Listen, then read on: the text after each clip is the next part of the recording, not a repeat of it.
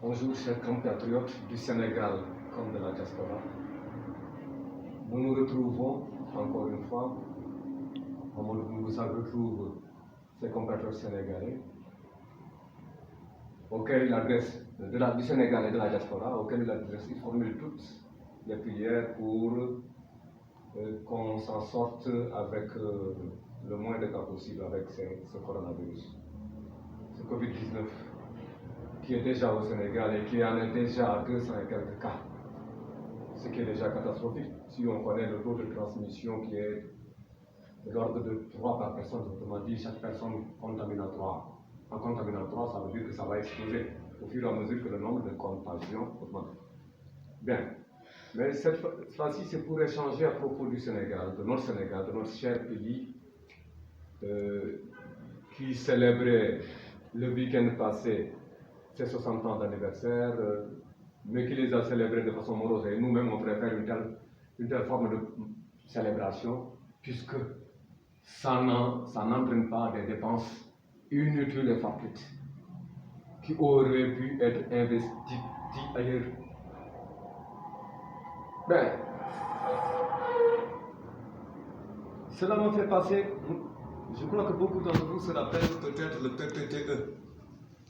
Le PPTE, plan Pays pauvres très endettés.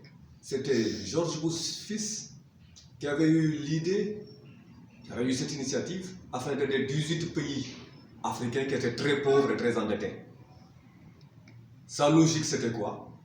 Ce qui animait sa logique c'était quoi? C'était qu'un pays qui est très pauvre et qui est de surcroît colossalement endetté pourrait difficilement s'affranchir du sous-développement, de la pauvreté, et pourrait donc difficilement affranchir son peuple de la misère, de la malnutrition, des maladies qui le déciment régulièrement. Donc il avait eu l'idée de mettre ce plan en exécution, que est ce plan Pays pauvres très endettés, qui consistait en quoi? En fait, à réduire massivement la dette de ces pays pauvres, dont faisait partie le Sénégal. Bon, donc le Sénégal a vu sa dette qui a été massivement réduite du fait de ce programme PPTE. Et ensuite, d'accompagner aussi cette réduction de dette par des programmes qu'ils ont baptisés MCA, Millennium Challenge Account, MCG, Millennium Challenge Goal, etc., etc. Bon, ici au Sénégal, ces programmes ont consisté en quoi, par exemple? Dans l'école où puisque je suis enseignant, je sais bien ce qui c'est. Le bénéfice qu'en a tiré l'école, c'est qu'on a inondé énormément des écoles du moyen et du secondaire de manuels scolaires. En ces 3 disciplines scientifiques que sont les mathématiques, la physique-chimie et les SVT, sciences de la vie et de la terre. Bon, ils ont inondé le Sénégal de ces manuels, les écoles du moyen secondaire sénégalais de ces manuels-là, de manuels dans ces 3 différentes disciplines. Ben, en plus de cela maintenant, ils ont fait aussi des programmes en termes d'infrastructures. Par exemple, c'est eux qui ont procédé à la construction, au financement de la route Saint-Louis-Podor, au Sénégal. Hein. Et ensuite même, ils voulaient financer, avec pour contrepartie 0 francs de la part du Sénégal, l'autoroute à péage Dakar, on sait ce qu'il en est advenu. Que l'État sénégalais, le gouvernement sénégalais de l'époque a préféré le donner à leurs lobbies français, à leurs entreprises françaises, à leurs amis français. Et ce qui nous a coûté extrêmement cher et qui jusqu'à présent nous coûte cher, nous coûte la peau des fesses. Pour 30 ans, ces gens vont devoir gérer ça pour 30 ans. 30 ans. Bien. Ensuite, ils ont même financé aussi d'autres routes, d'autres infrastructures en région sud, par exemple, dans la zone Sikin-Chapot, des routes aussi. Bitumées ont été financées là-bas, toujours par le biais de ce programme. Et le résultat, c'est que pour eux, comme le Sénégal aura été débarrassé de cette forte dette, le Sénégal pourra progressivement relancer des programmes sociaux qui profiteraient aux populations. On sait ce qu'il en est. Ces programmes sociaux n'existent pratiquement pas. On sait que nous savons tous que c'est un secret de polichinelle, qu'il n'existe même pas de santé au Sénégal. Et la santé, c'est l'une des exigences des populations vis-à-vis d'un gouvernement, quel qu'il soit, de quel bord qu'il soit. La santé, c'est un service. Même les colons avaient les services de santé ici, où les gens allaient se faire traiter. A fortiori maintenant des gouvernements de pouvoir d'un gouvernement de pouvoir sénégalais indépendant, on s'attendrait à ce que la santé soit accessible. Tel n'est pas le cas. On sait qu'on n'a pratiquement pas d'hôpitaux. On n'a pas d'hôpitaux, disons-le sans embâche. On n'a pas d'hôpitaux. On n'a presque pas de médecins. On n'a pas d'infirmiers, assez d'infirmiers. Des villages entiers, des communautés rurales entières sont là sans avoir de possibilité d'accès à des infirmiers ou à des sages-femmes, etc. Donc, l'autre santé n'existe pas. On n'a même pas d'infrastructure hospitalière, d'infrastructure médicale, on n'en a pas. Et souvent, même les infrastructures qu'on a, c'est par des dons de certaines entreprises ou bien d'étrangers qu'on peut avoir. Par exemple, l'hôpital régional de Thiès a été reconstruit et équipé par des Japonais en 2005. Ensuite, même comment on l'appelle encore, l'IRM qu'il y a eu à l'hôpital Fann, ça a été financé par la fondation Sonatel. Donc, disons-nous la vérité, le Sénégal n'a pas d'infrastructure médicale. On n'en a pas. Tous ceux qui sont malades, qu'ils soient des membres du gouvernement ou même des députés, à chaque fois qu'ils sont malades, ils prennent rapidement l'avion pour aller vers l'étranger, pour aller en France se soigner, ou bien dans le Marais, se soigner. Ils ne restent pas ici parce qu'ils savent qu'il n'y a rien ici pour se soigner. Il n'en a pas, malheureusement.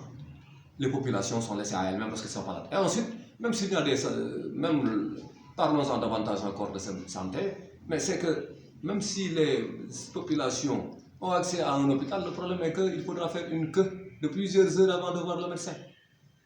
C'est le cas. Et excusez-moi encore une fois de prendre comme exemple l'hôpital régional de Thiès, parce que c'est l'hôpital qui est le plus, que je connais le plus, qui est à côté de chez moi. Mais c'est le cas ici. Les gens se rendent à l'hôpital à plusieurs reprises, même pour rencontrer un médecin pour que ce dernier leur programme une opération s'ils doivent enlever leur goitre ou ainsi de suite, etc., etc., etc. Et ensuite, des spécialistes, on n'en a pas dans nos hôpitaux. On en a trop peu de spécialistes. Comme on a trop peu de médecins, et trop peu d'hôpitaux, trop peu de médecins, trop peu de spécialistes. Donc, notre système médical au Sénégal n'existe pas. J'écoutais l'autre jour une conférence de presse du gouverneur de New York, c'était le lundi si je ne m'abuse, qui disait que, écoutez, il leur manque dans l'État de New York 45 000 médecins. Oui, les États-Unis déjà, dans un État, le gouverneur de l'État qui dit que, bon, oui, la coronavirus, pour lutter contre le coronavirus, il leur manque 45 000 médecins dans l'État de New York.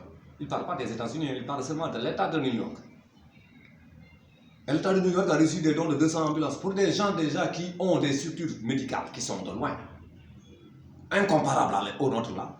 Et voilà, vous voyez les problèmes qu'ils ont.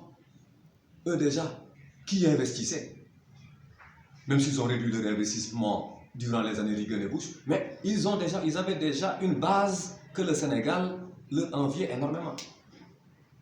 Mais ces gens ont eu le courage d'avouer que chez eux, il y a des problèmes. Mais nous, ici, on fait comme si on était aux portes du paradis. Bien, on est même le paradis. Qu'on n'a aucun problème, non, il n'y a pas de problème. Alors que les problèmes sont là, immenses. Et je défie les médecins là, qui me disent qu'il n'y a pas de problème. Si on leur proposait un emploi aux États-Unis, ou en France, ou en Angleterre, ils n'hésiteraient même pas le quart d'1 milliardième de millisecondes. Ils choisiraient de partir. Parce qu'ils savent très bien que les conditions sont de loin différentes. Bien, maintenant, malgré ces efforts que les Américains ont fait pour nous aider, la dette du Sénégal qui était à l'époque de l'initiative PPTE, moins de 3 000 milliards de francs CFA, cette dette a explosé. Elle est devenue de l'ordre de 9 000 et quelques milliards de francs CFA. Et qui va payer cette dette? Qui va payer cette dette? Ce n'est pas ceux qui ont emprunté la dette qui vont la payer. Non, eux, ils sont déjà bien nourris, bien logés, blanchis, entretenus. Ils ont tout ce qu'il leur faut. Ils sont dans une situation extraordinaire que leur envierait même des ministres occidentaux. ou des chefs d'État occidentaux, parce qu'ils sont, eux, bien entretenus. Ils ont des avions, ils voyagent comme ils l'entendent, etc. etc. Ce n'est pas eux qui vont payer la dette qu'ils ont contacté, c'est nous, pauvres Sénégalais indigents, qui nous battons tous les jours pour trouver 200 francs, 300 francs à ramener à la maison pour les dépenses quotidiennes. C'est nous qui allons payer ces dettes. Et je défie quelques Sénégalais que ce soit qui me disent que non, moi je suis au chômage, donc je suis en rien concerné par le paiement de la dette. Ils se trompent. Je crois qu'ils mangent. S'ils mangent, ce qu'ils mangent, c'est acheté. Et si c'est acheté, il a contribué donc au paiement de ce qui a acheté. Il la paie, donc il la paie, donc il a contribué il a payé des taxes. Et c'est à partir de ces taxes-là que notre gouvernement paye les 1000 et quelques milliards de services de la dette qu'il verse chaque année. Parce que ça fait 1000 et quelques milliards qu'on verse chaque année. Donc tandis que la masse, la grande masse, l'écrasante majorité des Sénégalais là, est là à bourse déliée afin de pouvoir assurer le paiement des services de la dette, nos rarissimes gouvernants là sont en train de faire exploser notre dette. Eux qui sont déjà bien entretenus et qui ne participent pas au paiement de la dette, ils sont en train de faire exploser cette dette-là à 9 000 et quelques milliards, alors que c'était à moins de 3 000 milliards avant. Avant la PPTE, l'initiative PPTE, pays pauvres très endettés. Mais pour qui se prennent-ils? Ils font gogaille, bonne chère, hein, et vivent dans le luxe. Nous qui crevons tout le temps de faim, nous payons ce service de la dette et cette dette qui nous a servi à rien. Nous, les Sénégalais, nous ne voyons pas la couleur de ces emprunts.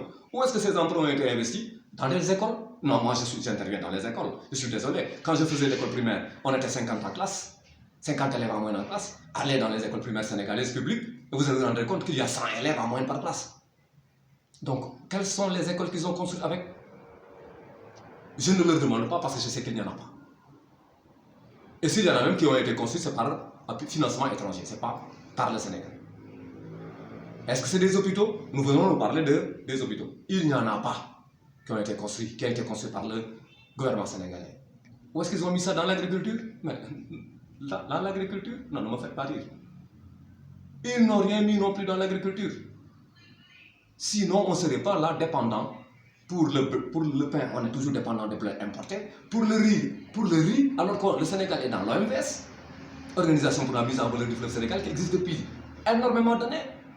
Qu'est-ce que cela nous a servi à quoi? À rien du tout. On ne parvient même pas à être autosuffisant en riz. Mais on est dans l'OMVG aussi, l'Organisation pour la mise en valeur de la Gambie. Ça nous a servi à quoi? D'être dans ces structures sous-régionales, ça nous a servi à rien du tout, puisque ça nous permet même pas d'atteindre une autosuffisance alimentaire en quelque sorte. Donc, soyons sérieux, cet argent de la dette, la couleur de cet argent, peut-être que c'est les gouvernants qui l'ont vu, mais moi et nous autres Sénégalais, nous autres pauvres et indigents Sénégalais, n'avons pas vu la couleur de ces billets empruntés. Et ça fait même pas une année, ça fait à peine une année qu'ils avaient emprunté 7500 milliards et ils dansaient et sautillaient, etc. Oui, comme s'ils étaient victorieux, s'ils avaient un prix Nobel en victoire d'endettement. Ok, on leur concède ce prix Nobel, ils l'ont eu. Mais qu'est-ce qu'ils ont réalisé avec? Rien. Tout juste après la victoire de Macky Sall aux élections présidentielles, tout le monde a senti qu'il fallait rembourser 1200 milliards. Et ils ont tout fait, sorti toutes sortes de justifications pour expliquer qu'ils augmentent le ciment, qu'ils augmentent l'électricité, qu'ils augmentent, etc. Tout. En un mot. Le ciment, l'électricité, tout.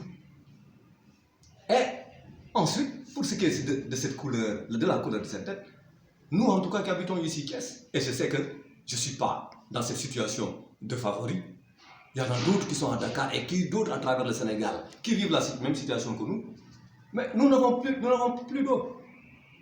L'eau est rationnée d'une façon inadmissible.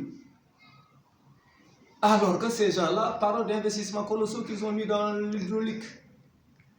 Donc, qu'on arrête de se moquer de nous, de se foutre de nous. On n'est pas des tarés, on n'est pas des débiles. On sait ce qui se fait avec l'argent emprunté. En tout cas, ça ne nous sert à rien pour nous, peuple indigent du Sénégal. Parlons de cette odieuse injustice que constitue la caisse noire. Un chef de l'État qui est nourri, blanchi, logé, entretenu, qui a un avion et qui ne paye même pas les pilotes, qui a des chauffeurs et qui ne paye même pas les chauffeurs, qui a énormément de véhicules. À ce chef d'État, on donne des milliards comme caisse noire. Mais ça, c'est une injustice. C'est une injustice que nous, Sénégalais, nous ne devons pas accepter. Nous devons réclamer la fin de cette injustice de caisse noire. On n'en a pas besoin de cette caisse noire. Le chef de l'État est assez bien, on s'occupe assez bien du chef de l'État pour qu'il n'ait pas besoin d'un chef noir, mais d'une caisse noire. Excusez-moi, qu'est-ce qu'on dit en droit à propos de la non-assistance à personne en danger? Ces caisses noires-là, c'est le cas de non-assistance, c'est pire même que de la non-assistance à personne en danger. Parce qu'au lieu de construire des hôpitaux avec, des centres de santé avec, au lieu de recruter des médecins, des infirmiers, des sages-femmes, et j'en passe avec, qu'est-ce qu'on fait avec ces caisses noires-là? On permet à un chef d'État de distribuer des sous à gauche, à droite, de faire gogaille, etc. Tandis que des Sénégalais sont là, n'ont pas accès à des centres de santé, n'ont pas accès à de l'eau même. Beaucoup de Sénégalais, la plupart des Sénégalais n'ont pas accès à de l'eau. Et malgré tout, on a cette horreur de caisse noire. Et le chef de l'État en profite, et il n'est pas le seul à en profiter, même l'Assemblée nationale, le bureau de l'Assemblée nationale aussi profite de cette horreur de caisse noire. Et aussi, le Haut Conseil des collectivités territoriales là, en profite aussi. C'est une horreur et un crime contre les Sénégalais que nous sommes. C'est un crime que de dépenser de l'argent des Sénégalais à des caisses noires alors que les Sénégalais n'ont pas accès à de l'eau, ni à des médecins, ni leurs enfants n'ont pas accès à l'école. Parce qu'on n'a pas conçu d'école. Alors qu'il y a de la caisse noire ici. Et j'avais suggéré l'autre jour qu'avec 1 milliard, on peut avoir déjà 60 médecins et plus de 100 infirmiers qu'on peut payer avec 1 milliard seulement. Et la caisse noire du chef de l'État, vous voyez combien ça fait. C'est des chiffres astronomiques qui sont là-bas comme caisse noire, au niveau de la caisse noire des chefs de l'État. Mais cette caisse noire est une horreur, on doit exiger sa suppression parce qu'on n'en a pas besoin, elle est antidémocratique et même je irai plus loin à dire elle est anticonstitutionnelle. Parce que cette caisse noire est anticonstitutionnelle. C'est une horreur anticonstitutionnelle et antidémocratique. Proposons aux Sénégalais un référendum et leur demandons-leur s'ils sont d'accord ou non avec la suppression de la caisse noire. Vous verrez que les Sénégalais, à 99,99% se prononceront pour la suppression, l'abolition de cette caisse noire. C'est une horreur, on n'en a que foutre qu'on nous supprime cette caisse noire. Nous, on exige la suppression de cette caisse noire. C'est ce que nous exigeons continuellement. Le fait même de se taire à propos de ces caisses noires qui sont là, c'est même faire preuve de trahison vis-à-vis des Sénégalais. Les Sénégalais en ont assez de supporter des hausses des prix qui n'en finissent pas. Alors qu'il y a un petit nombre là qui bénéficient de caisses noires. C'est une horreur qu'on ne peut plus supporter au Sénégal. Supprimons ces caisses noires. Et supprimons aussi le Haut Conseil des collectivités territoriales. Qui sera quoi? Qui sera rien. Pendant que dans les grandes villes du Sénégal, là, on n'a même pas de camions à peine là pour collecter les ordures ménagères. On n'en a pas. C'est les ménagères, c'est les habitants qui se débrouillent pour trouver des moyens de faire évacuer leurs ordures ménagères. La mairie n'existe pas, ne leur rend aucun secours là-dessus. Pendant qu'on n'a pas cela, on se permet de dépenser des milliards et des milliards sur des collectivités territoriales alors qu'on a des soucis avec nos ordures ménagères. Mais vous parlez de Covid-19, il faut être propre, etc. Pour qu'on soit propre, il faut d'abord que nos rues soient propres. Il faut qu'on nous aide, qu'on puisse évacuer nos ordures ménagères. Ça, c'est ça la propreté. Mais parler de propreté à notre niveau individuel, qu'on se lave les mains, etc., ça on le fait régulièrement. On le fait, oui, merci de nous le rappeler, mais on le faisait avant. Mais pour que le Covid-19 là puisse être évacué correctement, parce qu'il y a la propreté, il faut déjà qu'on puisse nous évacuer nos ordures ménagères. Et on a payé des taxes pour ça. On paye à chaque fois qu'on paye des factures, quelle qu'elle soit, de l'électricité, d'eau ou de téléphone, ainsi de suite, il y a des taxes qui vont vers les communes. Et si on a les moyens d'entretenir cette haute collectivité, je ne sais plus, territoriale là, on n'a qu'à les supprimer. Si on a les moyens de les entretenir, Ça veut dire qu'on a les moyens de régler ces problèmes de voitures, de bennes à ordures qui vont récolter les ordures ménagères. Donc, les caisses noires, c'est une aberration antidémocratique, anticonstitutionnelle. On n'en a qu'à faire. Nous, chers Sénégalais, les questions, ce pays-là, c'est le pays de nos ancêtres, c'est le pays de nos enfants aussi et de nos arrière-petits-enfants. Il faut qu'on essaie de se battre pour qu'au moins qu'ils trouvent des conditions qui s'améliorent d'année en année, mais pas des conditions qui empirent de jour en jour. Il faut qu'ils trouvent des écoles où ils peuvent étudier, que ce soit le public, l'argent public qu'on met dans ces écoles. On prend de l'argent public qu'on met dans des terres là, qui coûtent 1000 et quelques milliards, alors que les chemins de fer sont là. Je dirais, délabrement même est un mot. Un état de délabrement est un euphémisme pour la situation que vivent les chemins de fer actuellement. Les chemins de fer n'existent plus, ont dépassé même l'agonie, ont été enterrés par ce régime. Alors que, encore une fois, ces chemins de fer, c'était une construction coloniale, ce n'était pas une construction du Sénégal indépendant. Mais même, c'est une frustration que de constater que même ce Sénégal, les différents gouvernements du Sénégal indépendant n'ont même pas pu faire mieux que les colons. Les différents gouvernements du Sénégal indépendant n'ont pas pu faire mieux que les colons. On fait même pire. C'est gravissime cela. On doit exiger dorénavant que la dette, c'est nous-mêmes qui devons exiger que deux gouvernements qui viennent, qu'elles ne puissent pas emprunter plus de 500 milliards plutôt de francs CFA dans le cadre de son mandat. Et que cela soit contrôlé par des corps de contrôle, etc., qui soient indépendants et non pas qui ne logent pas au palais. Les corps de contrôle qui logent au palais sont à la disposition du président. Les corps de contrôle dont les directeurs sont nommés par les présidents aussi sont à la disposition du chef de l'État. Donc, soyons sérieux. Exigeons à ce que tout nouveau gouvernement ne puisse pas dépasser lors de son mandat 500 milliards d'emprunts supplémentaires. Pas possible de dépasser cela. La dette du Sénégal, c'est une honte, fait les 65% du PIB sénégalais. Alors que cette dette, on n'a pas vu sa couleur. On a construit des terres là-bas, avec un terre qui n'est même pas encore fonctionnel. C'est avec ça qu'on va faire un pays là. C'est avec ça qu'on va faire le développement. Alors qu'on ne parvient même pas à collecter les ordures ménagères dans les grandes villes. Ça, c'est sérieux. Changeons d'approche politique. Ça, c'est pas une bonne approche politique. Et ne croyez pas qu'avec la loi du silence, l'omerta du Covid-19 là, qu'on va se taire.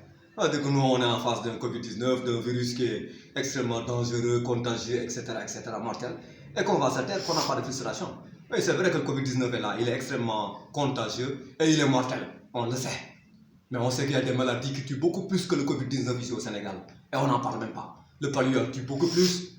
Les choléra et d'autres maladies sont là qui tuent chaque année beaucoup plus de Sénégalais. On n'en parle même pas pourtant. On n'en parle même pas.